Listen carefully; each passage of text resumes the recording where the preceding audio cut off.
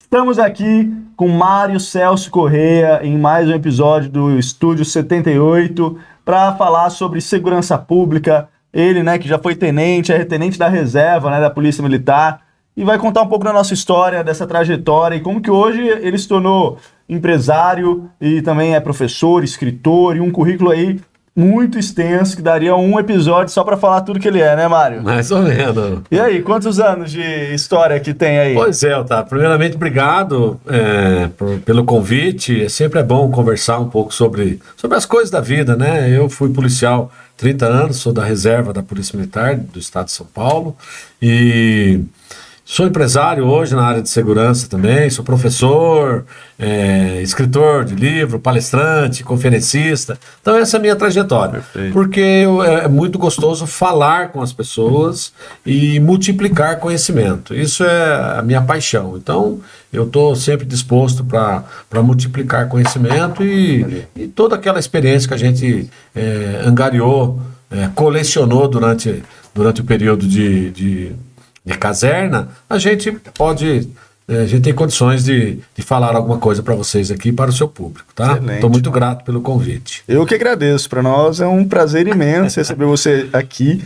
É a minha estreia, né, como entrevistador aqui do estúdio e estou muito feliz de você ter aceitado o convite, de poder conversar. Também e eu gostaria da gente ir lá atrás, no início mesmo, assim, onde começou assim sua trajetória, sua carreira na PM? Então, Otávio, assim, ó, a minha família inteira é policial militar. Família inteira. É tio, primo, todos eles são policiais militares. Por incrível que pareça, só o meu pai que não. Meu pai, ele diz a história que ele passou no exame da Academia do Barro Branco, mas ele não tinha tamanho, ele ficou no tamanho, ele era baixinho. Então ele ficou no tamanho, então não acabou não indo, não virou policial. O restante, todos eles são policiais, né? Tem gente da ativa, tem gente da reserva, a maioria na reserva, tem gente que já foi falecido, já tá falecido, meus tios, ou eles eram policiais militares, ou eles eram carcereiros, trabalhavam em presídio, né? Então, aí surgiu aquela história de garota, vai ser polícia também, todo mundo polícia e tal. Aí com 19 anos eu entrei na polícia, muito jovem, entrei na polícia na década de 80, 19 anos entrei e aí no primeiro momento eu gostei, mas não amei, né?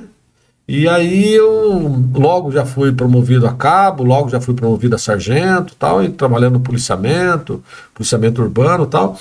E aí teve um momento na minha carreira que eu não queria mais, eu falei, vou sair porque acho que não é pra mim e tal, né?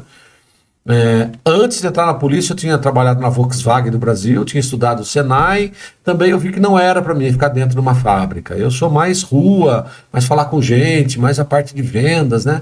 A família do meu pai é a família policial, a família da minha mãe é uma família comerciante. Então eu acho que eu puxei um pouco o lado comerciante da minha mãe, né? E aí o lado policial, eu falava, quero, não quero, tal. Aí quando eu tinha uns 3 anos de polícia, para 4 anos de polícia, eu resolvi sair, falei, não quero ficar mais e tal. E aí tem um amigo, rapaz, vivos amigos, né? Um amigo que ele mora em Pindamonhangaba, ele é tenente na reserva hoje também, que nem eu, chama Samuel Messias de Oliveira, ele era sargento que nem eu e tal. E eu era um confidente, era um irmão mais velho, que eu era muito jovem, né? E era sargento que nem ele, e ele falou assim, Mário, você quer sair? Vamos conversar um pouco. Aí eu sentei para conversar com o Samuel, virou um grande amigo, e ele falou assim, a polícia precisa de gente boa que nem você, tenta procurar um lugar para você dentro da polícia.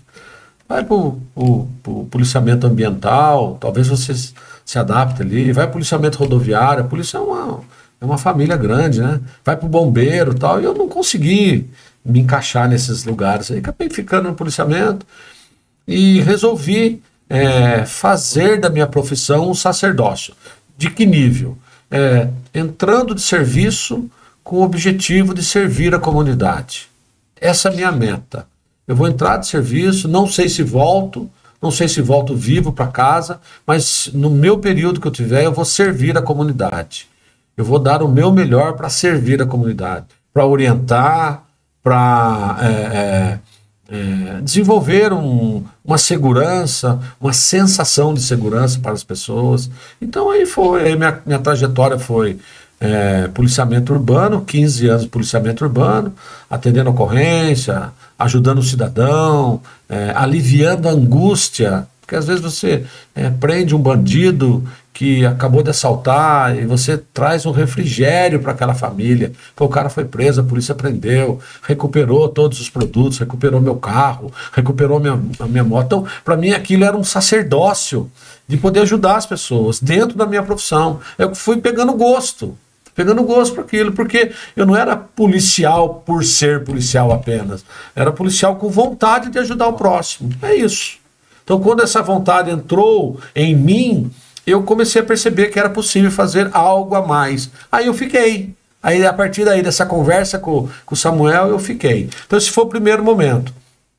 E quando eu entrei na escola de polícia, eu tive um professor lá também, chamado Orlando Benedito de Lima, que é o Tenente Orlando, que é um cara de Taubaté, que também foi meu professor, foi meu mestre, foi um cara que me ajudou, que me acolheu, e ele era professor de tiro, e ele falou assim, Mário, vai fazer curso de tiro. Eu virei atirador por causa do Orlando, depois virei professor de tiro por causa do Orlando. Então, são pessoas que marcam a vida da gente, e eu tenho essa característica muito marcante na minha vida, de olhar para as pessoas e aprender com as pessoas, né? Eu costumo dizer que o meu currículo, e tudo isso que nós falamos aqui, que eu sou professor, escritor, mas eu acho que tem duas características no meu currículo que me marcam muito, né? Que eu sou autodidata e sou anticonvencional. Então essas são as duas marcas minhas do meu currículo. E eu aprendo muito com as pessoas, até com o erro das pessoas. Então esse é o Mário, né? Como policial, como pessoa que ajuda, e, enfim, essa é a minha trajetória. Lá do começo, aí eu fiz escola de soldado, fui promovido a cabo em ato contínuo, depois fui promovido a terceiro sargento, depois a segundo sargento, a primeiro sargento e a subtenente, e fui para a reserva como segundo tenente. Aí depois de 15 anos de polícia eu fui transferido para São Paulo. Aí trabalhei na tropa de choque da Polícia Paulista também por 15 anos. Então a minha experiência no policiamento ela está subdividida em policiamento urbano e policiamento de choque. 15 anos em cada atividade. Então é isso. Então eu me sinto um homem assim, experiente, né? Experiente para opinar sobre determinados assuntos da vida, assuntos do cotidiano, né? Então, essa é a minha vida, essa é a minha história. Muito interessante. É isso que eu amo, é isso que eu gosto de fazer, é isso que eu gosto de falar. Depois, a minha formação acadêmica é Direito, eu fiz faculdade de Direito, depois eu fiz uma pós-graduação em Ciências Criminais, eu mostro esse diploma. Tive 11 matérias, eu tive uma nota 9 e 10 nota 10 na minha pós-graduação de Ciências Criminais. E esse grupo, nós éramos em 1.000 alunos, e eu fui chamado na frente como o melhor trabalho de pós-graduação, um trabalho que nós fizemos sobre a tese, eu estava falando sobre o nascimento do criminoso numa sociedade, né?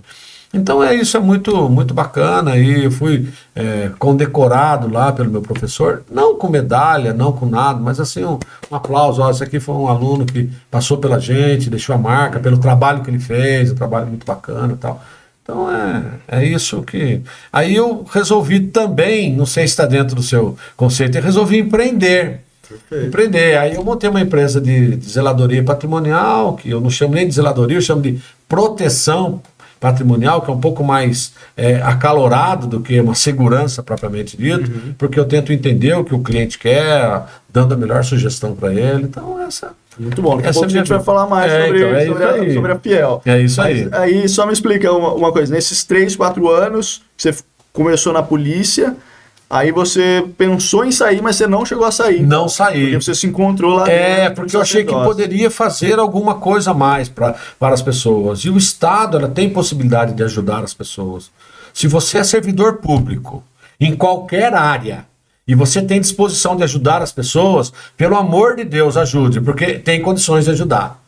Vamos imaginar na área de saúde. Tem uma amiga que a minha mãe é enfermeira, a minha irmã é enfermeira, eu tenho uma amiga enfermeira que participa do movimento da igreja comigo lá, e ela fala que o que ela vê dentro do hospital, e ela fala assim, você sabe o que eu faço? Eu coloco uma couraça aqui e rezo a Deus, para que Deus me ajudar a cuidar da pessoa, a limpar a pessoa que está todinha defecada, a pessoa que então eu faço isso com amor, como se eu estivesse fazendo para a melhor pessoa da minha vida. Então, se você é servidor público e você tem essa disposição, ajude as pessoas, faz bem ajudar as pessoas. E sua religião vem de berço também? A família do meu pai é uma família evangélica, né? A família do meu pai. A família da minha mãe é família católica. Então a gente sempre viu meu pai orando, ajoelhado, orando, né? Minha mãe sempre rezando também. Então eu acho que vale muito a pena a gente ter o espírito de ajudar as pessoas. Ajudar o próximo faz bem. Então isso eu trouxe para dentro da minha profissão. Então eu vou entrar de serviço hoje e vou ajudar alguém. Vou ajudar alguém. Então eu passo a ver uma pessoa com uma mulher, um senhor trocando pneu do carro. Eu passo com a viatura, eu não consigo ir em frente, eu paro e falo, deixa eu troco o pneu pro senhor aqui. Um dia eu peguei um cego, ele estava no ônibus fardado. E o cego, no ônibus, aí ele falou pro motorista, eu vou parar em tal lugar. Aí eu falei assim, motorista, segura um pouquinho que eu vou ajudar o cego. É uma coisa muito simples, Otávio, né? Eu queria que você entendesse essa simplicidade. Mas a hora que eu levei o cego, atravessei a rua com ele, eu falei para ele assim, boa tarde, meu nome é Mário, eu sou sargento da Polícia Militar, eu estou fardado aqui, o senhor não está me enxergando, mas eu faço questão de falar que eu sou policial. Eu fui dar aula na faculdade, Otávio, eu falava para os meus alunos, eu ia fardado na faculdade, só para você ter uma ideia. Tanto quanto aluno quanto professor. Eu colocava o jaleco por cima, mas por baixo estava a minha farda, porque eu vinha de São Paulo, não dava tempo. E o maior orgulho meu era de falar que era policial para os meus alunos. Porque qual o problema? Não tem problema nenhum. É só ajudar. Se você ajudar, não tem problema. Mas você tinha uma intenção aí também de quebrar com, às vezes, algum tipo de preconceito que as pessoas têm? Tem, né, Otávio? Porque, assim, a polícia ela tem uma estrutura de pão com manteiga, né? Você está comendo pão com manteiga, cai o seu pão. Que lado que cai? Com a manteiga para baixo, com a manteiga para cima. Então, né? Tudo a história do carteiro. Sabe a história do carteiro? O carteiro vai entregar carta e o cachorro vem e morde a bunda do carteiro. Me permita. Essa ocorrência não tem interesse para nada e para ninguém. Mas o dia que o carteiro entrar e o carteiro falar pro cachorro assim, hoje é meu dia, cachorro, e o carteiro morder a bunda do cachorro, aí todo mundo quer noticiar. Então as coisas boas que a polícia faz, ninguém quer noticiar. Mas as coisas ruins, sai lá, a polícia matou, a polícia bateu, a polícia... Então, fica uma coisa ruim. Então, o meu propósito é de fazer as coisas boas para as pessoas, mesmo que sejam minúsculas, mas fazendo e marcando como eu sou policial que gosto de ajudar as pessoas, ponto final. Gosto de estudar, gosto de saber o porquê, gosto de entender, oriento o policial que está trabalhando comigo para que ele possa atender a ocorrência da melhor maneira possível. Na faculdade perguntava para mim, mas o polícia roubou, a polícia fez isso. Eu falei, gente, nós lidamos com gente. Não tem gente que é religioso, é pedófilo, gente que é médico e é problemático, e estupra a mulher tem em todo lugar tem. Agora, como que o senhor garante? Eu falei, a única coisa que eu garanto é que se eu atender a ocorrência com você, você vai ter a melhor ocorrência atendida, você, a sua família e quem estiver envolvido na ocorrência. Eu vou rechear o meu atendimento de qualidade. Esse é o meu propósito de trabalho. Então eu recheio com qualidade. Então todo mundo que estiver envolvido na ocorrência vai ser tratado com dignidade, com respeito, com humanidade, ponto final. Entendeu? É isso, Otávio. É isso. É possível. E sempre foi esse sentimento de servir as pessoas, né? Quase uma devoção cristã aí. É isso. Foi desde sempre ou teve algum momento de virada na sua vida? Não, desde sempre. A minha mãe era assim. Minha mãe era uma pessoa que ajudava muitas pessoas. Eu fui criado num berço onde eu via minha mãe ajudando as pessoas. Então é berço. Não é ser policial para fazer. Então eu trouxe toda a minha educação de berço para o mundo policial de atendimento. Eu quero atender. Qual o problema? Não tem problema nenhum. Vamos atender bem? Vamos atender bem. Vamos atender com dignidade? Vamos atender com dignidade. Mas é possível? Sim, é possível. Se você colocar uma pitadinha a mais de humanidade, você consegue atender bem. Ponto final. Perfeito. E durante sua trajetória, foram 30 anos, então, 30 atuando anos, 30 em anos. exercício, Em exercício. na BM? Atividade operacional.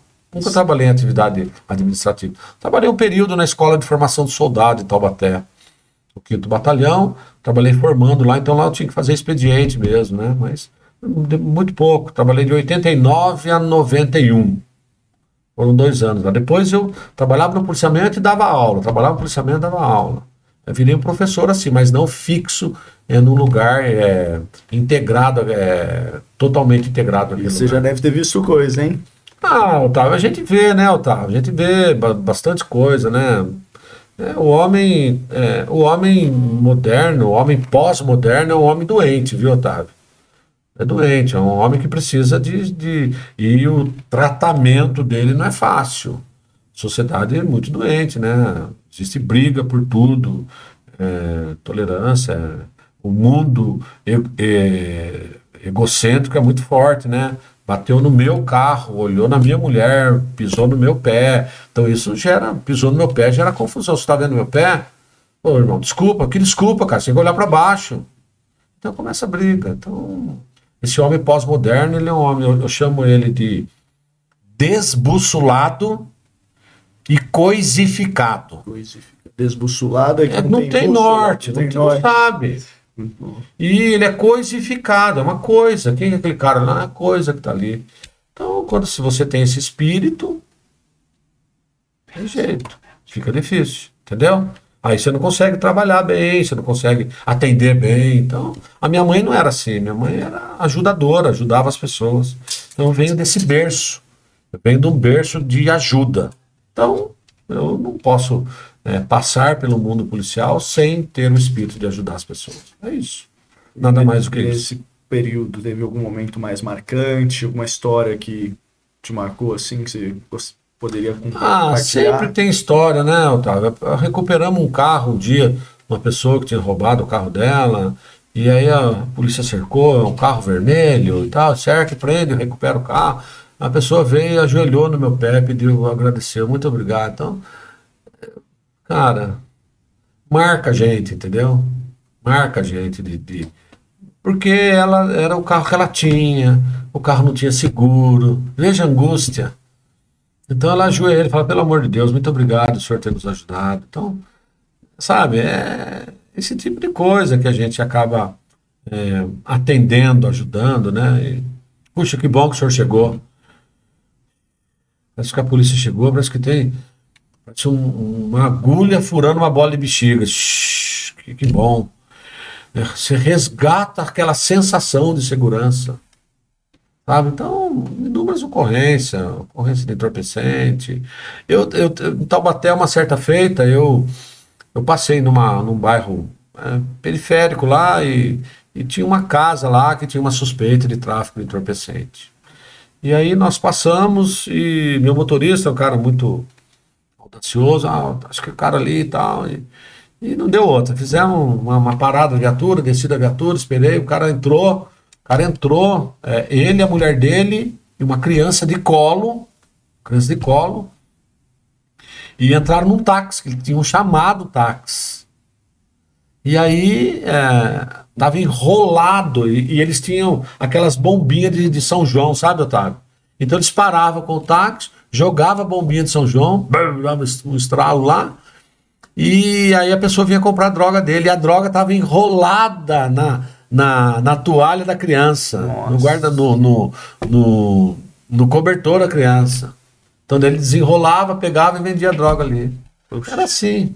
Então, você vê, envolve uma criança inocente, né? Que não tem nada, depois fizeram uma diligência, na época foi uma apreensão grande lá, se não me falha a memória, 58 quilos de entorpecentes na época e tal. Foi uma das maiores apreensões aqui na época. Então, são coisas assim que a gente vai vivenciando, né? E fala, pô, o cara pega a esposa, uma criança de colo, recém-nascida, coloca entorpecente dentro da roupa da criança e sai para a rua vender. Então, não tem compromisso com a família. E a bombinha é para chamar atenção. Para chamar atenção, para falar, tô aqui. Entendi. A bombinha era para chamar atenção. Era assim que era o desenho do passado. Hoje não, hoje as coisas se modernizaram, inclusive o crime, né? O crime está cada dia Agora mais é o moderno. Zap. É isso. Hoje tem disco e droga, disco. Mas ainda tem os fogos, né? Esses fogos que a gente ouve aí, o pessoal fala geralmente que é isso, né? Às vezes é um pouco lenda também. Hoje é mais comunicação, né? Entendi. Hoje não precisa de fogos para se comunicar. Hoje a rede social se comunica. Essa pessoa tá só comemorando alguma coisa mesmo. Hoje já é outro nível, é outra pegada. Entendi. E você pegou 3 décadas aí, né? De policiamento. 3 décadas. Para você tá essa questão em relação ao sentimento das pessoas com a polícia, tá melhor hoje ou tá pior? Então, Otávio, é uma pergunta muito delicada de fazer, né? Eu assisti uma palestra que ela foi proferida em 1983 por um agente da KGB, que é o Serviço de Inteligência da Rússia. E esse cara, ele era oficial do exército russo. E ele morava nos Estados Unidos, era agente do KGB. Ele falou, e essa palestra me marcou muito, que é sobre a destruição de um país. Como que você consegue destruir um país? Ideologicamente falando. Então, essa destruição de país, no conceito desse agente, e que eu assisti a palestra por inúmeras vezes, ele dizia que uma das ferramentas de destruição é destruir o organismo de segurança pública. Então, como é que é a confiança no organismo de segurança pública hoje? Está dentro de um conceito ideológico de destruição do país. E aí, como é que a gente faz? Então, eu acreditei nessa palestra, eu acreditei nessa informação. Então, tudo que o Brasil está vivenciando hoje, ele passa por essa via de destruição dos órgãos de segurança, a lei favorecendo sempre o bandido, mais o bandido do que em nome da humanidade, de minimalismo penal, né? Eu não posso... o crime é hediondo, mas a pena não é hedionda. A pena não pode ser hedionda. Então, em nome dessa pena não ser hedionda, o que acontece? Acontece uma flexibilização muito grande, né? Então, e aí o crime fomenta, vai embora. E a polícia fica para trás, andando para trás, enxugando gelo. Então, é uma situação que precisa rever, né? Então, os países sérios, todos os organismos sociais, eles passam pela via da polícia, num processo de organização. Então, é uma força do Estado muito forte, que ajuda a organizar o Estado, né?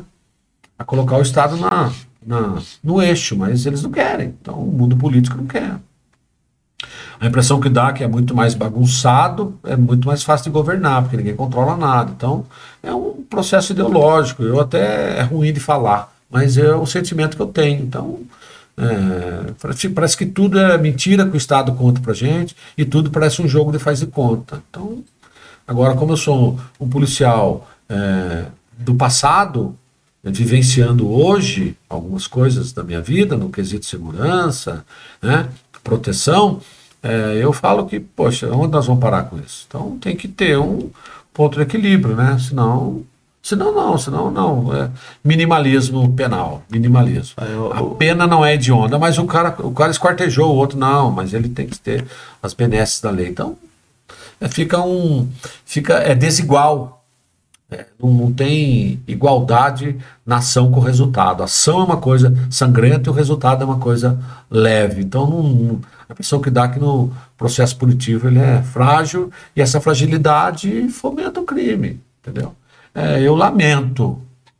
Vou falar, e se vocês quiserem cortar, vocês podem cortar. Eu lamento do meu período como policial não ter feito policiamento no Congresso Nacional. Porque no Congresso Nacional a impressão que dá que a maioria são suspeita de envolvimento com crime. Se não crime sangrento, crime tributário, crime do colarinho branco, crime da divisa de dinheiro, da divisa de... É isso. Do desvio de conduta, recebimento de dinheiro público. Então eu não pude policiar lá.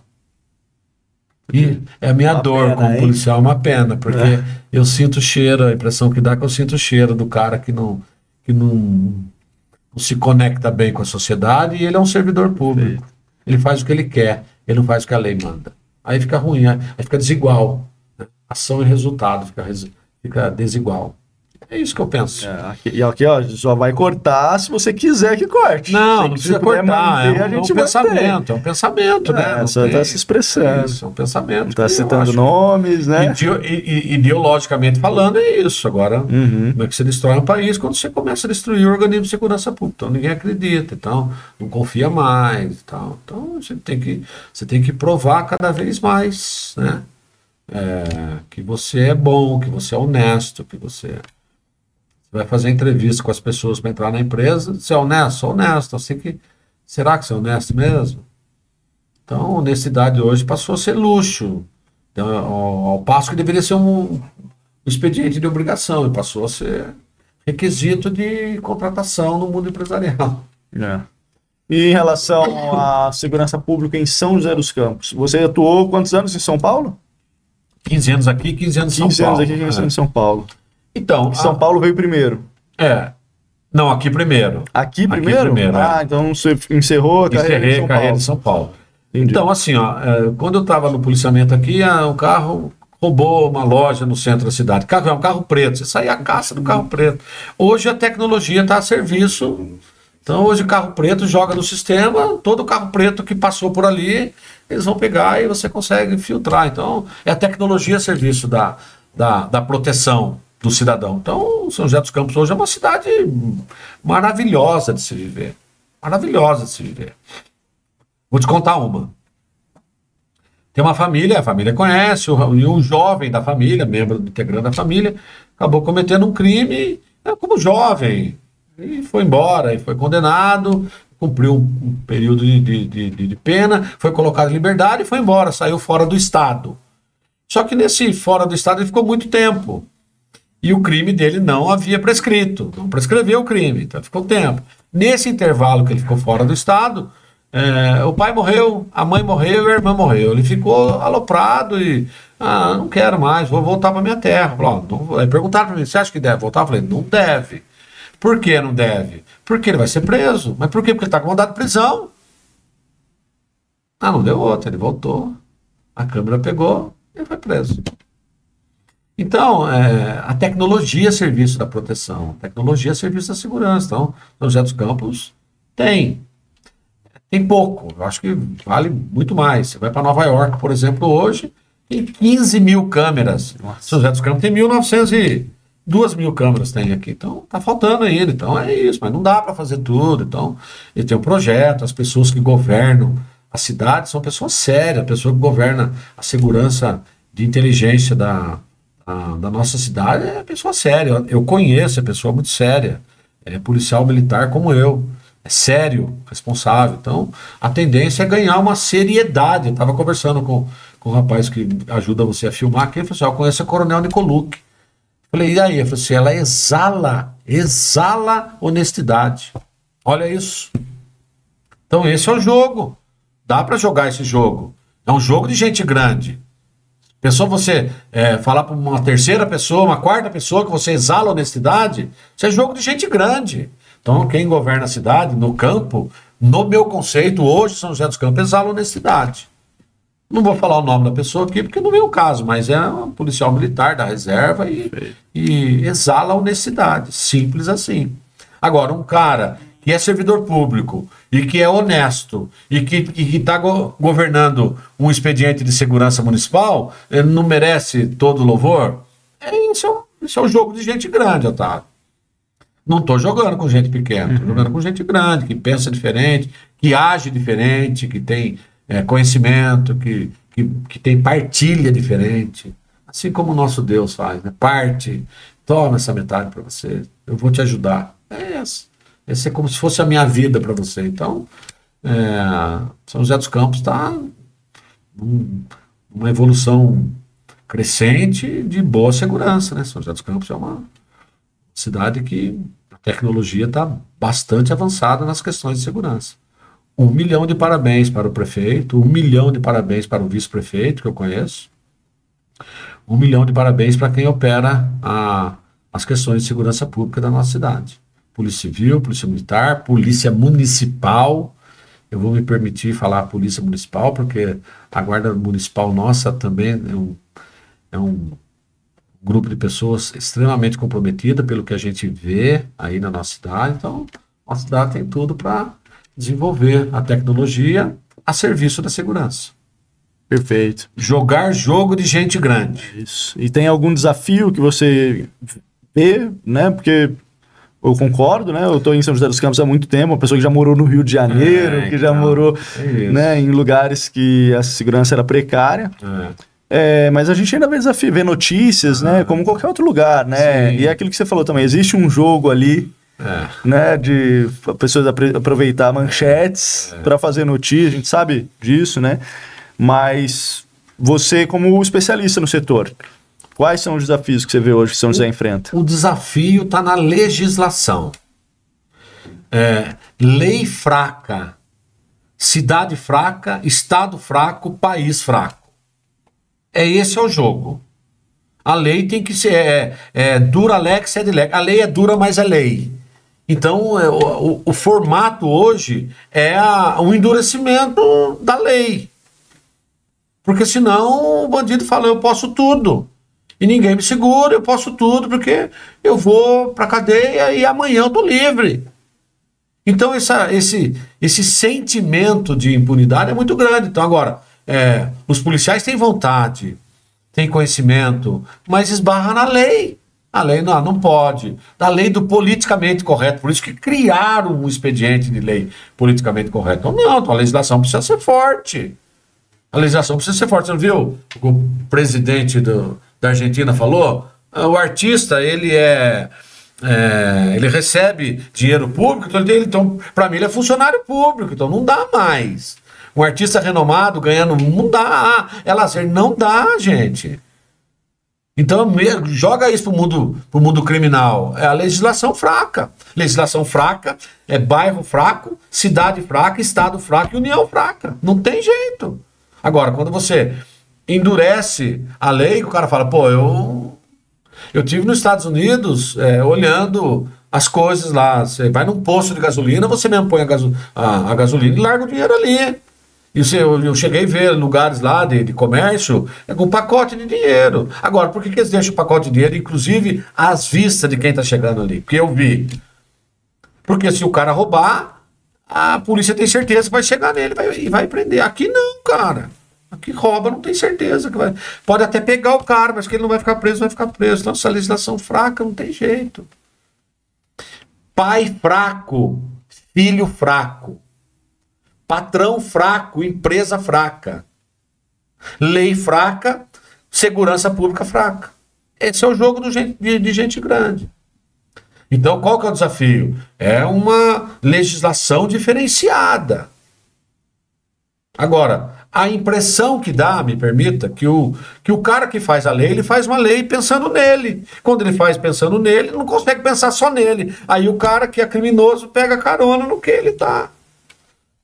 Então, uma legislação fraca. Não dá para ter legislação fraca. Nosso país fica assim. Então, o desafio, no meu ponto de vista, está no expediente de legislação, que é cada dia se tornando mais fraco. Então, isso é no âmbito federal, né, Mário? Isso é mais então, é isso. Não dá. Então, como é que o cara vai fazer? O cara é fraco. A lei, que lei que é essa? Não é lei fraca. Aí tem o processo hermenêutico, né, de interpretação. A gente vê algumas aberrações do juiz fazendo. Esse dia eu estava conversando com uma mulher do fórum, que é minha vizinha. Falei, mas, pô, eu não sei o que. Ela falou assim, posso te falar uma coisa, Mário? O juiz que julga aqui, ele é diferente do juiz de Brasília, viu? Olha a conclusão dela. Diferente do juiz de Brasília. O juiz nosso aqui não julga igual eles lá. Então tem uma lei e 2 julgamentos? Isso. Então esse é o jogo. Então, desafio para mim está no processo de mudança, de lei. Mudou a lei, deixou a lei forte, as coisas vão tomar um rumo diferente. Lei fraca, como é que você pune? A certeza da impunidade é o crescimento da delinquência. Assim funciona.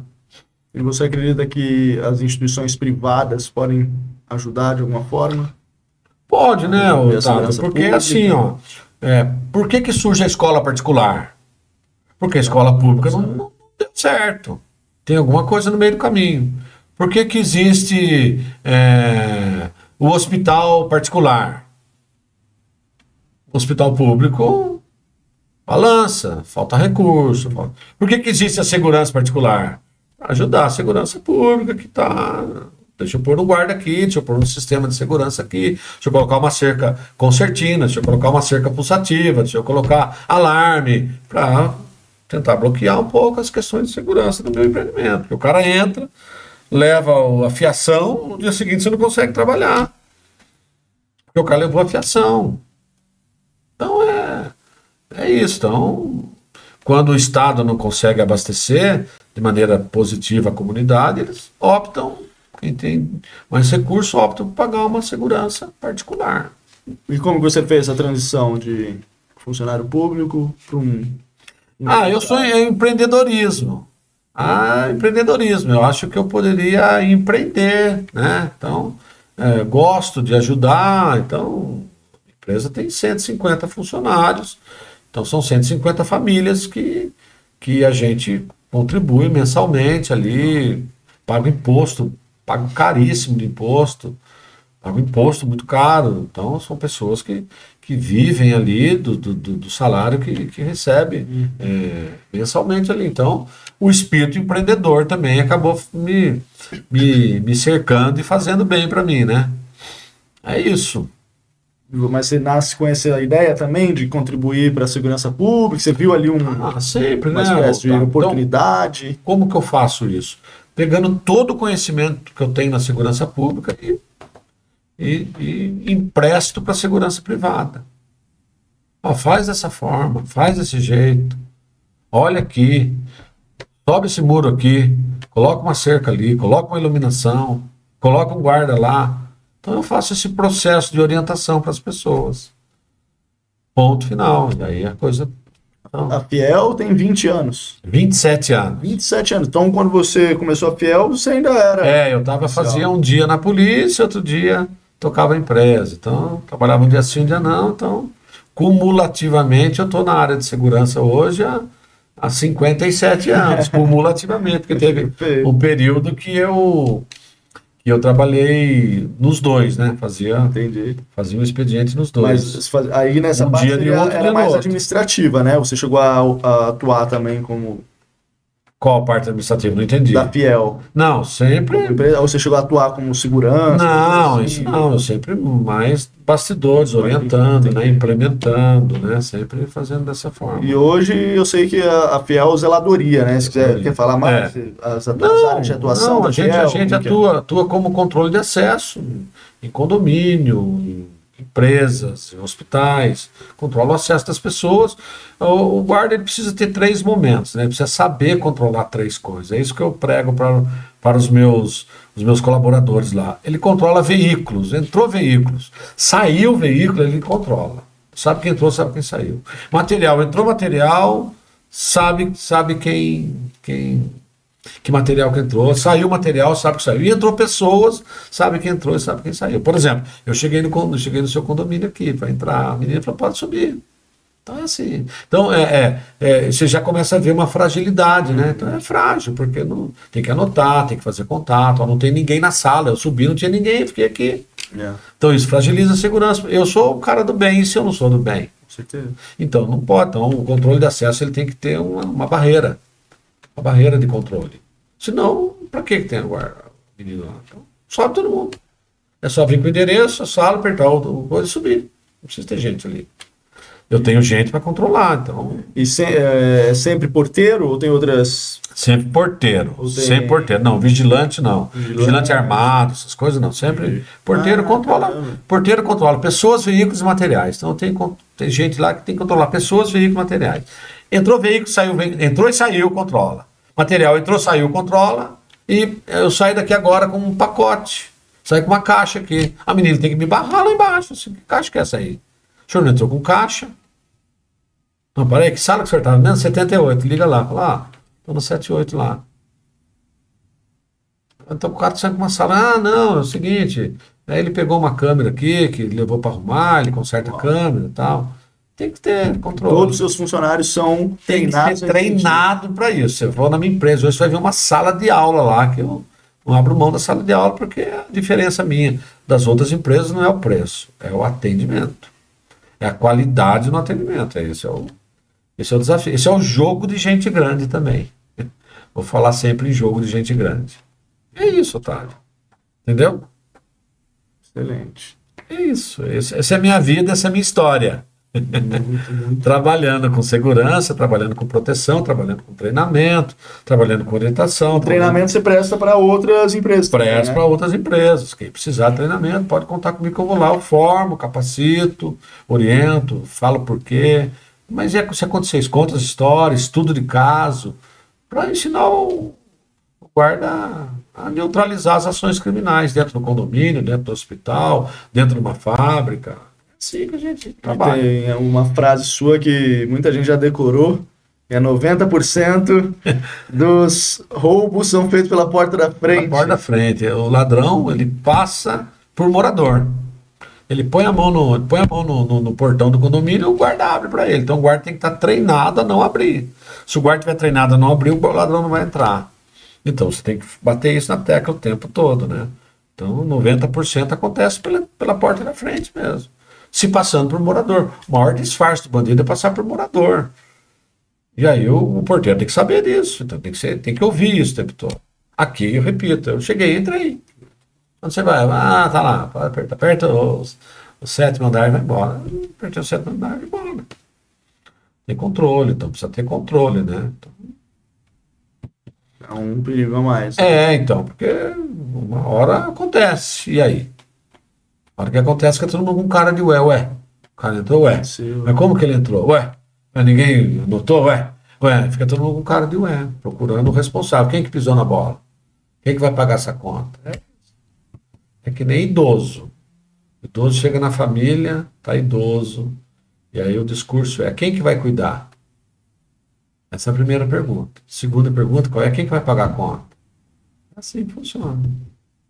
Quem que vai cuidar, quem que vai pagar a conta. Na segurança é a mesma coisa.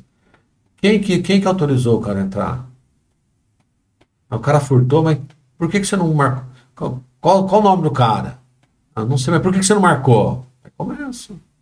Buscar o rabo do foguete, né? E aí fica patinando nisso, mas o problema já foi. Né? Então, porque não tem procedimento. Já vou oferecer lá o treinamento. Não, é isso. Então não adianta. É um prédio comercial, passa bastante gente aqui, mas tem que ter um filtro lá. Se não tiver um filtro, não adianta ter segurança. É um desafio, né? Com certeza. O desafio está justamente aí. Mas me conta um pouco desse comecinho da Fiel. Como é que foi isso? Então, foi assim, vontade também de ajudar, de fazer, de ver que o que existia era muito precário. Pô, não dá para colocar um cara treinado, não dá para colocar o cara na sala de aula, não dá para orientar o cara, não dá para... Então, desejo por isso do nome Fiel, de ter uma relação com o cliente, com a comunidade, de fidelidade, de honestidade, de transparência, de verdade. Alguns ingredientes intangíveis, mas que fazem a diferença no mundo dos negócios. Então, vamos colocar fiel, mas por que fiel? Porque eu quero ser fiel a você que está me contratando. Mas fidelidade, ela não consiste em grandes coisas. Fidelidade é que nem tropeçar em montanha. Ninguém tropeça em montanha. O Otávio sai daqui e vai lá para Campos do Jordão para tropeçar na Serra da Mantiqueira. Não vai. Você tropeça no preguinho que está ali. Então, a segurança precisa entender os detalhes. Os detalhes consistem nas pequenas coisas. Quem é fiel no pouco, é fiel no muito. Então, a minha empresa saiu com esse, de ser fiel no pouco, nos detalhes. Faz isso, faz dessa forma. Então, assim a gente vai construindo a nossa história, né? Nossa história empresarial. E nós estamos há 27 anos no mercado fazendo isso. A minha empresa não tem grande luxo, nós temos um arroz com feijão bem feito. Você já comeu alguma vez na sua vida só arroz e feijão? E que tinha um sabor que você nunca mais esquece? Então é isso. Um arroz com feijão bem feito, bem temperadinho. Dá até água na boca, né, de falar, né? É isso, então não precisa... Eu não almocei hoje, então você falando de... Não tem esse negócio de bife, não sei o quê, de ovo, não sei o quê, não precisa nada disso, é um arrozinho com feijão bem feito. Então, arroz com feijão bem feito, as pessoas conseguem entender o seu propósito, a sua fidelidade, a sua honestidade, né? E pelo menos o brasileiro, a hora que falta um arroz e feijão, faz uma falta, né? Pode isso. até comer um bife ali, alguma coisa. Isso, mas faz uma Putz, falta. cadê o arroz e feijão? Cadê o arroz com feijão? É isso, tá? Esse é o jogo, entendeu? Isso começou pequenininho lá, um funcionário, então, 2, 4. Comecei fazendo eventos, né? Fazer alguns eventos, Caramba. depois fechei um contrato com um, aí eu tinha rede de relacionamento. Um indicou, outro indicou, Legal. outro indicou. Ah, o Mário, um cara legal, tal, um cara honesto. Eu sempre tive essa marca de honestidade, né? Então, isso favorece os negócios, né? Tem cara que ele nunca olhou para você e vem bater na sua porta fazer negócio com você. Você olha para ele e fala: esse cara não vai dar certo o negócio, ele não é honesto. Mas quem falou para você? Não sei, sentiu. Parece que a voz divina fala com a gente, né? Não dá para fazer, então é isso. Então, as pessoas percebem que o Mário, assim como a minha esposa, a Rose, ela também exala honestidade nas relações, transparência, verdade. Então, são os ingredientes da nossa empresa que se chama Fiel. É isso. Perfeito. E por falar em rede de relacionamentos, você tem um novo empreendimento que está aí, né? Então, Conquistando São pois José. Pois é, Otávio. A gente vai vivendo network, né? A gente sabe que um indica o outro e é gostoso fazer negócio com gente que você conhece. E gente que você gosta. Tem um médico amigo meu aí agora que ele é síndico de um condomínio que vai sentido Urbanova ali. E ele esses dias me ligou, pediu um favor: Mário, estou enroscado, aconteceu um negócio aqui, você pode me ajudar? Eu ajudei, falei: eu quero colocar você aqui no condomínio. Então ele gosta. Aí ele mandou um áudio para mim esses dias, eu posso até colocar o áudio aqui para você: Mário, eu quero você. Quero você trabalhando aqui porque você é um cara de confiança. Então, e aí, como é que eu faço? Falo, não vou? Agora, tem uma empresa lá, que é a empresa que está prestando serviço para ele é meu amigo. E agora, como é que eu vou fazer? Então, existe chance dele encerrar lá justamente por causa desse network. Então, network é isso, ajudar as pessoas. E quando você ajuda uma pessoa, tá? Essa pessoa que foi ajudada, ela nunca mais esquece. Nunca mais esquece. E você ter ajudado essa pessoa. Então, eu vou te contar uma. Teve meu pai tinha uma Belina Ford. E eu não tinha carro, e eu emprestei o carro do meu pai para vir trabalhar em São José, que depois eu ia ter uma atividade aqui, alguma coisa assim, e eu ia ficar um pouco mais tarde aqui, para depois ir embora, que eu morava em Taubaté na época. E aí, o filho de um policial militar faleceu. E eu estava de serviço no dia. E eles precisavam correr para lá, a família, eles não tinham carro. Então eu peguei o carro do meu pai e emprestei para ele. E corri, fiz alguma correria aqui, porque era filho de policial e tal, né? Depois o irmão dele entrou na polícia e tal. E esses dias, ele encontrou comigo, com a minha esposa, e eu nem lembrava disso, tá? É mais de 30 anos isso. E aí ele falou assim: esse homem aqui, eu devo muito para ele, porque o dia que meu filho morreu, você não sabe que esse homem me ajudou. Entendeu? Eu tenho um amigo, Otávio, que ele foi sargento do Exército, sargento temporário do Exército. E depois ele é um cara muito articulado, foi morar para os Estados Unidos. Faz mais de 30 anos que ele mora nos Estados Unidos. Ele era sargento do Exército, eu era cabo da Polícia Militar, na década de 80. E nós resolvemos, dentro do espírito empreendedor, nós resolvemos montar uma borracharia lá em Taubaté.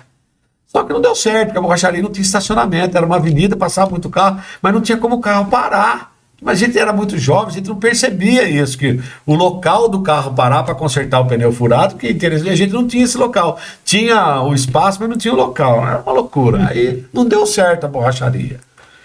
E aí nós resolvemos, ele estava no Exército, falou: Mário, vê aí o que você faz aí e tal. Eu cataloguei todos os equipamentos que a gente tinha, fechei a empresa, mandei o funcionário embora, paguei tudo lá e vendi.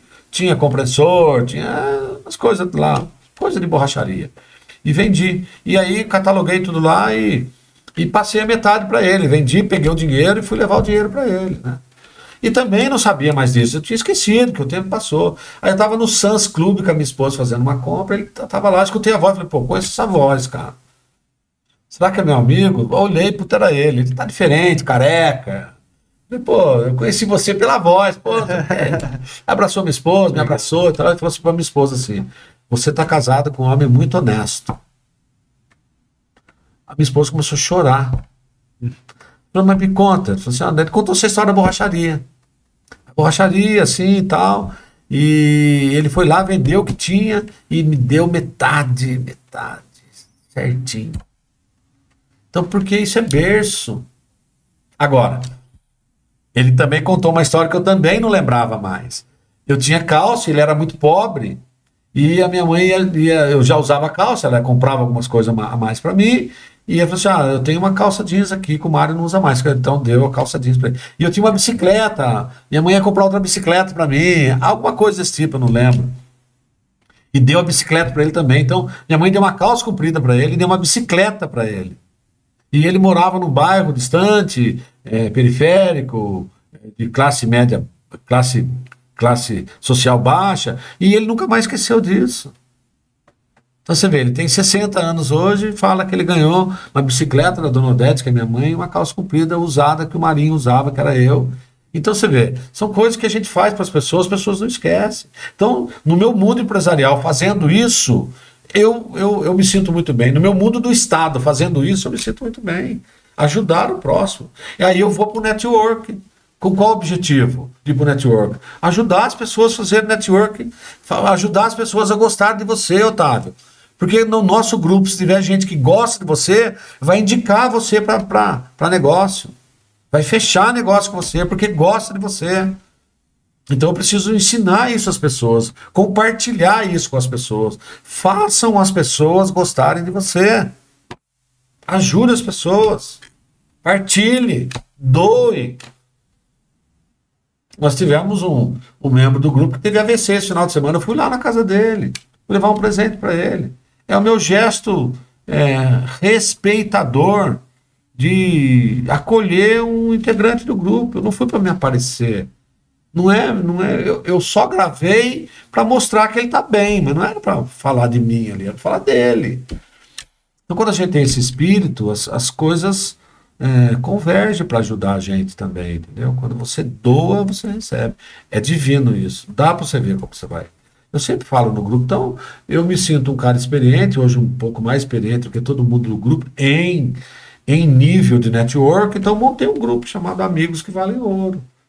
Esse é a amizade de ouro mesmo, né? Quem encontrou um amigo, como diz a palavra de Deus, quem encontrou um amigo, encontrou um tesouro. Perfeito, é isso aí. Então é esse tesouro que eu quero que as pessoas entendam lá, que o jovem entenda, que o meu filho está lá também, como empresário agora, aprender, multiplicar a informação, ajudar as pessoas a crescerem, a se desenvolver, a ter uma independência, né? Apesar de que eu acho que o nosso governo odeia dinheiro privado, ele ama dinheiro público, porque daí fica todo mundo na barba dele. E eu amo dinheiro privado, porque você desenvolve uma energia diferente. Então, eu preciso ajudar você a ganhar dinheiro. Empreendendo no seu negócio, dentro do seu talento, preciso ajudar. Então, você tem que tomar cuidado que o governo não gosta de dinheiro público. Entendeu? Se eu puder matar o cara que está fazendo dinheiro público, dinheiro privado, eu tiro ele do jogo, porque eu quero que todo mundo dependa de mim. Então, é uma relação ruim, né? Mas é estranho, né? Porque daí vai tirar o dinheiro de onde Então, também? Não, o Estado faz o que ele quer, daí você acaba idolatrando o rei, né? Põe o dinheiro O dinheiro é onde meu. ele quer, e você vai gastar nele de novo, então, e vai ficar ali, vai ficar... então, o dinheiro não sai. Ele não aprova muito empreendedorismo, né? Então, eu sou empreendedor, eu amo empreendedorismo, acho que as pessoas se desenvolvem buscando empreendedorismo, risco, né? Risco. E o Amigos que Valem Ouro hoje, ele tá indo pro terceiro grupo aqui em São José, né? Terceiro grupo à noite, tá indo pro quarto grupo, que vai começar na sexta-feira. Uau, em São lá José? No restaurante de Paolo. Na sexta-feira, tô dando notícia de primeira mão para você. Que legal. A gente começa dia 8 de agosto já, um grupo, 7 horas da manhã, no restaurante de Paolo, falando de negócio, ajudando as pessoas a fazer negócio. Só ajudando. E tem em outras cidades também, né? Não, outra cidade a gente tava querendo ir para Taubaté, mas não tem braço ainda para Taubaté. Tá. Chegou, mas fez algumas reuniões só. Fiz lá, algumas né? reuniões lá, fiz alguns contatos, tá. Jogamos a semente. Perfeito. E algumas coisas também em Jacareí, que a gente tem uma ideia ali, Caçapava, tem algumas ideias, né? É preciso de gente, de braço, gente comprometida, sem vender fumaça um pro outro, entendeu? honestidade, tá? Então, pra gente achar a gente assim no mercado, a gente vai caminhando junto ali, entendeu? Essa é a nossa proposta. E o Amigos Valem Ouro, ele tem alguns diferenciais, né? Tem, Otávio, tem, porque assim, ó, é um network que a gente faz, né? E tem o que tem de diferente dos demais grupos de network? É o comissionamento. Eu ajudo você e ganho um pouquinho. Qual o problema disso? Você me ajuda, eu ganho um pouquinho. Então, nesse pouquinho, a gente já está pagando uma comissão entre os membros lá, todo mundo ganha. E aí ainda a gente consegue ajudar uma instituição de caridade ali com o nosso comissionamento. Então, é isso, fazendo negócio e dando um processo de comissionamento para todo mundo que participa daquele negócio. Eu acho justo, acho honesto, não tem problema nenhum. Dizem as más línguas que nós somos pirâmide, nós não somos pirâmide. Não, eu faço Grupo Amigos que Valem Ouro não é pirâmide. As pessoas falam, porque é o concorrente, né? Tá perdendo e tal. E as pessoas vão lá, a gente tenta criar um ambiente mais leve possível, né? Algumas regras, mas um ambiente leve, um ambiente empresarial leve. Nada de muita regra. O empresário já tem muitas regras, né? E tem o governo contra ele, tem o tributo contra ele, tem a imprensa contra ele, e tem o concorrente contra ele, tem inúmeras coisas contra ele. Então, a lucratividade dele, o governo é o grande sócio do empresário, tanto que o empresário paga de imposto. Então, a ideia é fazer a pessoa se desenvolver. Se desenvolva ali como empresário para você crescer, não continuar trabalhando para o outro. Então, vai desenvolver, ali você desenvolve a sua energia, desenvolve o seu talento, desenvolve o seu conhecimento, né? Então, a gente tem lá um momento de capacitação, a diferença está aí, a gente estuda um pouco ali.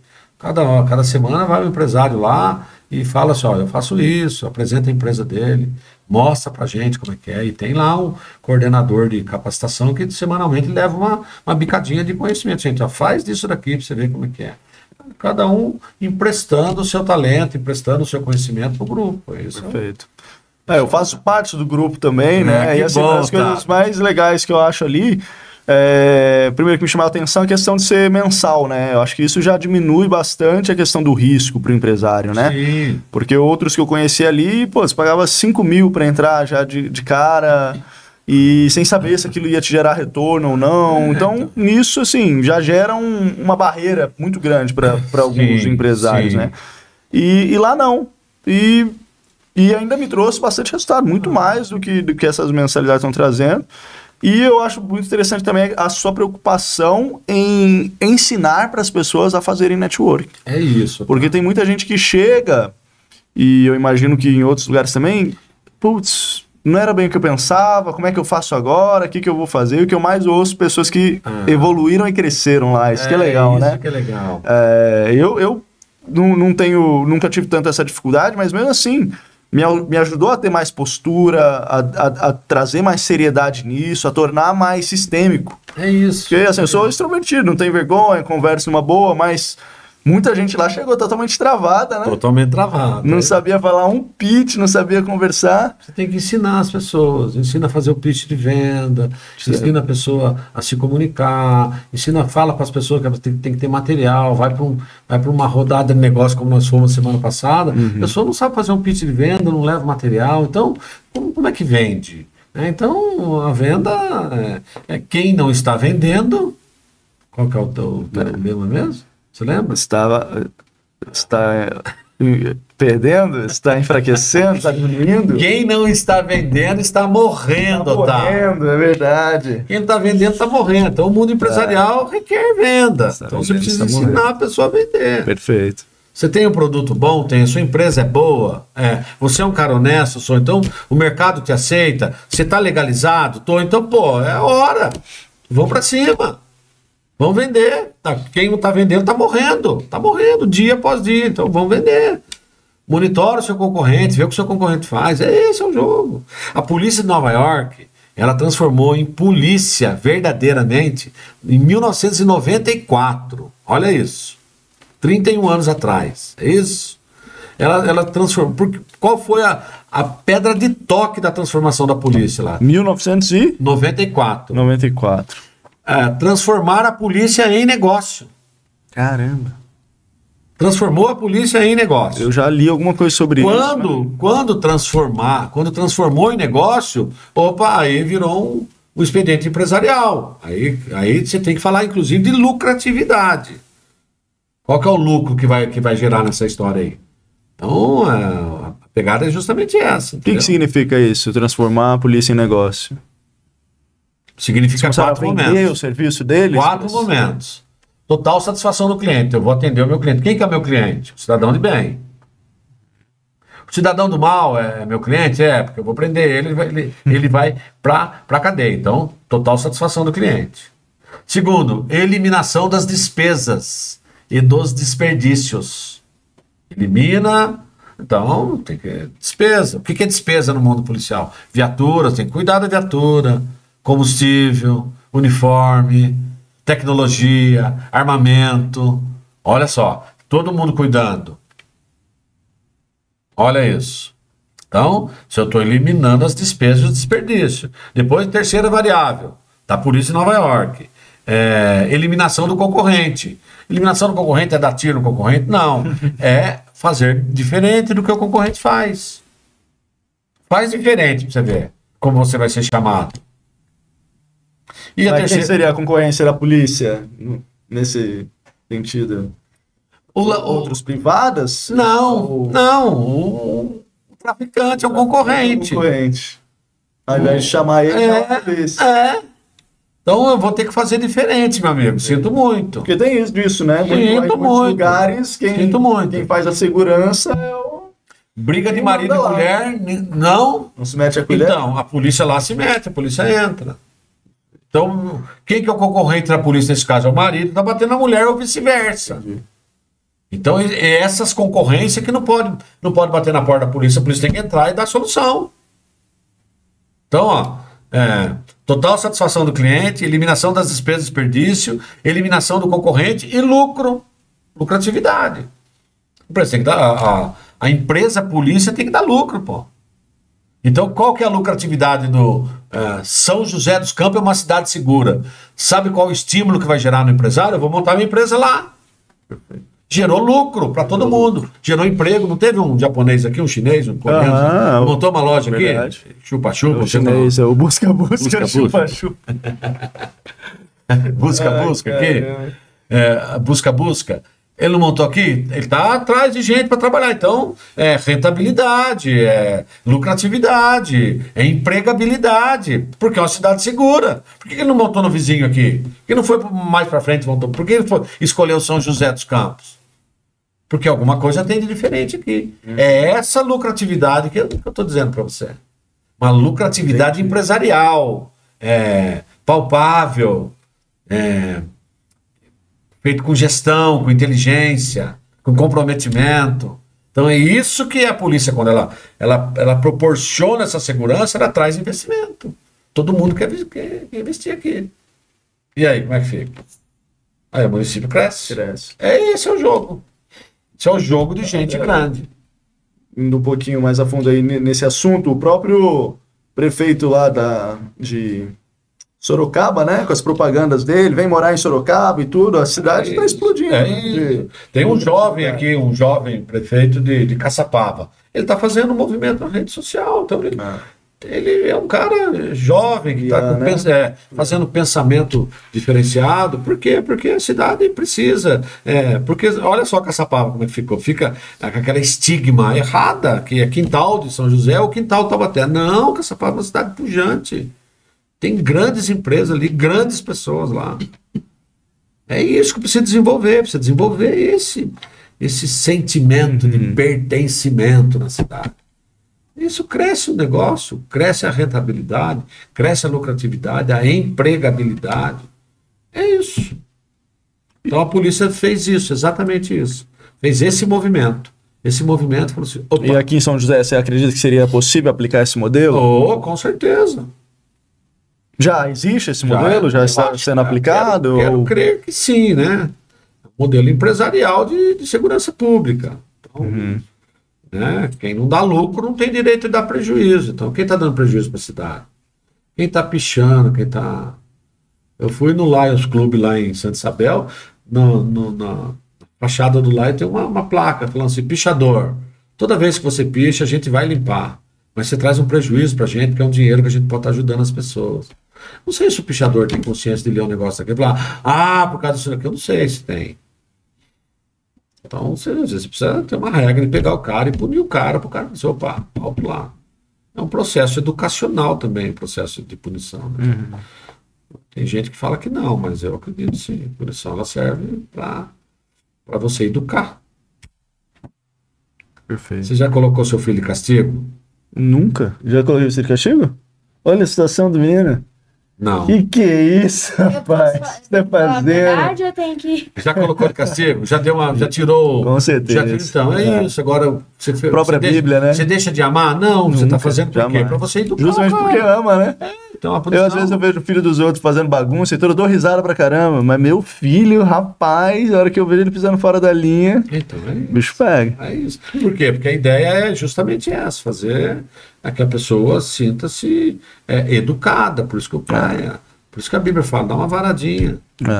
Educa o seu filho agora. Para que não você. caia no caminho da morte até, né? O curioso é assim, né? Na escola não pode ter ensinamento religioso. Mas no presídio é obrigado.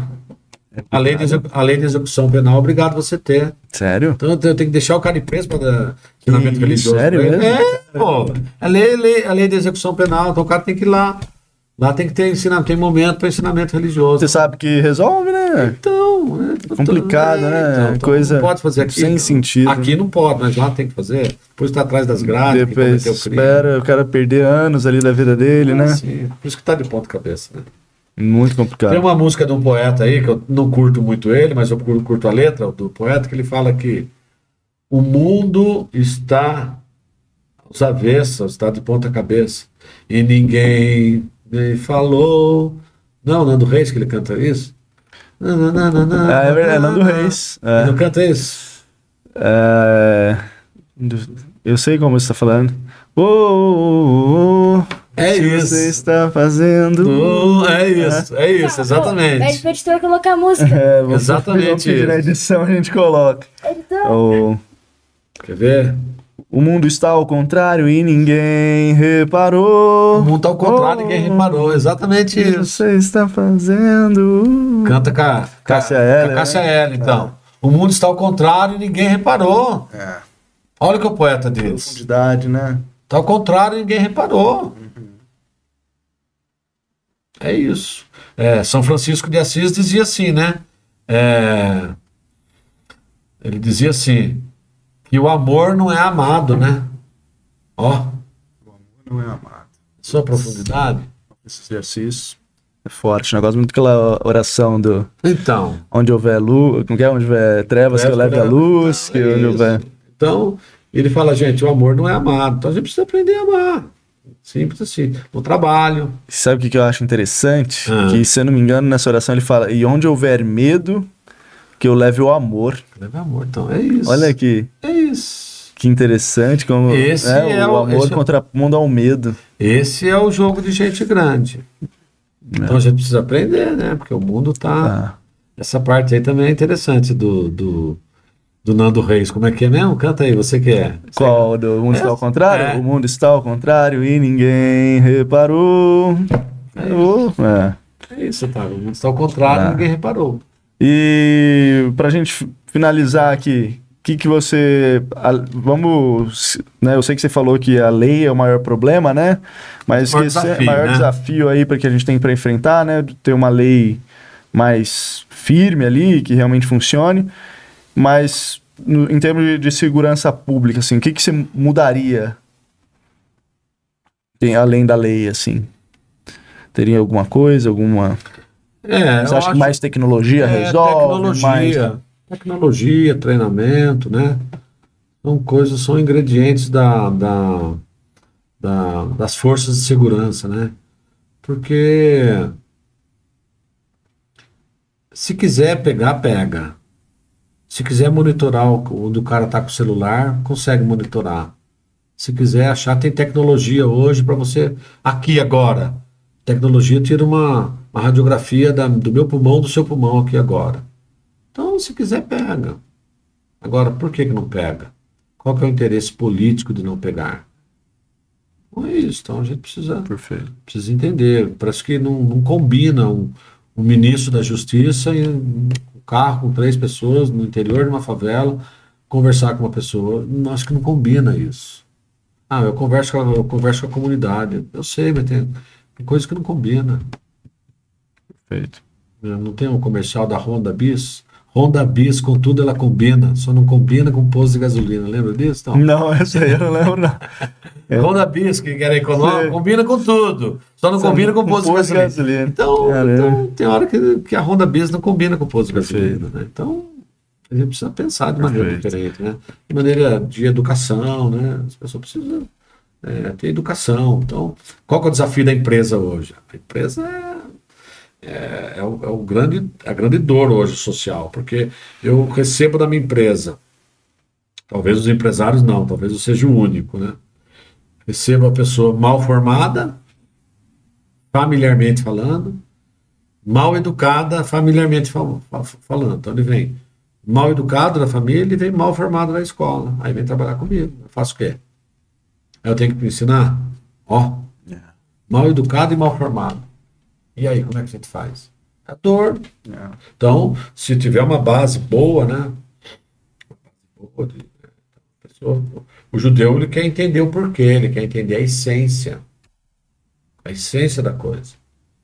Então, para finalizar assim, a menor parábola da Bíblia fala assim, que o reino do céu, olha, Otávio, o reino dos céus é semelhante, aquela semelhança lá de façamos o homem a nossa imagem e semelhança. É essa mesma semelhança. É semelhante a uma mulher que pegou 3 medidas de farinha e colocou uma medida de fermento e mexeu até ficar tudo levedado. O reino dos céus é como se fosse, semelhante a uma mulher que pegou 3 medidas de farinha e colocou uma medida de fermento e mexeu até ficar tudo levedado. Agora eu pergunto, será que o meu Deus, o seu Deus, o nosso Deus, está falando de mulher ali nessa história? Ele está falando de farinha? Ele está falando de mexer? Ele está falando de fermento? Ele não está falando de mulher. Ele não está falando de farinha. Ele não está falando de fermento. Ele está falando de atitude. Está falando de comportamento. Está falando de verdade. Está falando de relacionamento. Falando de honestidade. Ele não está falando de farinha. Ele não está falando de mulher. Ele está falando de mexer. Então, a gente precisa perceber. Então, o judeu da idade do seu menino, ele começa a perceber essas coisas. Ele é motivado a perceber essa essência. Nós aqui no sul-americano, não. Nós aqui no Brasil, não. Nós não somos motivados a perceber nada de ninguém. Vai no Vendaval. Eu leio uma história dessa, eu penso que está falando, tem uma mulher lá perto de casa que ela faz pão, deve ser dele que ele está falando. Não está falando dela. Caráter. Caráter. É outra história. Excelente, Mário. Mário, é isso, querido. Não sei se eu te ajudei, com certeza me ajudou muito. Não vai ter pergunta hoje? E a gente sempre fala que, não sei se você sabe, mas nascem 300 pessoas a cada segundo no mundo. E desde então que eu tive, né, contato com essa informação, eu criei um movimento chamado Pelas Vidas que Ainda Vão Nascer, que é pensando nessas vidas que estão chegando, né? Então eu acredito que cada pessoa tem sua forma de contribuir com esse mundo. Né? Eu vou ter a minha, eu não vou saber falar de segurança pública tão bem quanto você, né? Esses assuntos, mas todas as pessoas têm, o Gael tem, o Fábio tem, e aí gostaria que você deixasse uma frase para essas vidas, né? Que ainda vão nascer, porque o podcast vai ficar aqui, né? O vídeo vai ficar aqui. Que você deixasse uma mensagem para elas, para a gente poder construir um mundo melhor. Pois é, eu não. Você me pegou, você tem ensaiado aqui comigo, né? Mas o legal é Então, assim, tem uma frase que ela me chama muito a atenção para a área humana. E ela diz assim: de tudo o que você tem ouvido, o fim é: tema a Deus e guarde os seus mandamentos, porque este é o dever de todo homem. Repito, de tudo que você tem ouvido, o fim é: tema a Deus e guarde os seus mandamentos. Arrepiei. Porque esse é o dever de todo homem. Não é o direito de todo homem, é o dever de todo homem. Está em Eclesiastes. E mais uma coisinha, só para incrementar. Salomão, que foi um homem sábio, ele escreveu o livro de Eclesiastes, falou que tudo é vaidade. Vaidade, sabe o que é, Otávio? É o vão vazio da vida. É o vazio da vida que é vaidade. Não tem nada ali. Isso é vaidade. Então Salomão falou pra gente, tudo é vaidade. Ele começa o livro de Eclesiastes falando, tudo é vaidade, e termina, tudo é vaidade. Então, essa vaidade. Então é isso que eu gostaria de deixar. Tema a Deus, guarde os seus mandamentos, que esse é o dever de todo homem. Uau, perfeito. Muito obrigado, Mário. Eu que Deus agradeço. abençoe. Agradeço. Obrigado, até o próximo encontro.